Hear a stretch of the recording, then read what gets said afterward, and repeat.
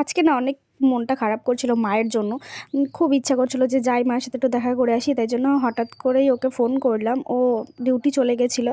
ওকে phone করলে বললাম যে যাবো, দিয়ে ও হ্যাঁ বলে দিল। তারপরে আমি তো রেডি হয়ে গেছিলাম বিকেলবেলা।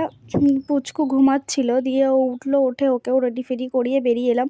আর আজকে টোটোর জন্য না প্রচুর দাঁড়াতে হয়েছে, এরকম দাঁড়াতে কখনো হয় না। আর তারপরে ওখান থেকে নেমেছি টোটো থেকে, মা দাঁড়িয়েই ছিল। দিয়ে মা বলল যে আজকে যেহেতু সোমবার তাই জন্য আমাদের এখানে হাট বসে, তো বললো চল হাট থেকে ঘুরে তারপরেই বাড়ি যাই। তো হাটে আসতে না আসতেই একটু ফুচকা খেয়ে নিলাম, তারপরে একটু চিকেন পকোড়া খেয়ে নিলাম, নিয়ে একটু ঘুরে টুরে দুটো জিনিস কিনলাম, দুটো জুতো, আমার একটা জুতো আর পুচকুর একটা জুতো কিনেছি। আমার এই জুতোগুলো অনেক দিন ধরে মানে ইচ্ছা ছিল কেনার, তো আজকে ফাইনালি কিনেই নিলাম। যাই হোক, কেনাকাটি করে আমরা তো বাড়িতে চলে এসেছি অনেকক্ষণ আগেই।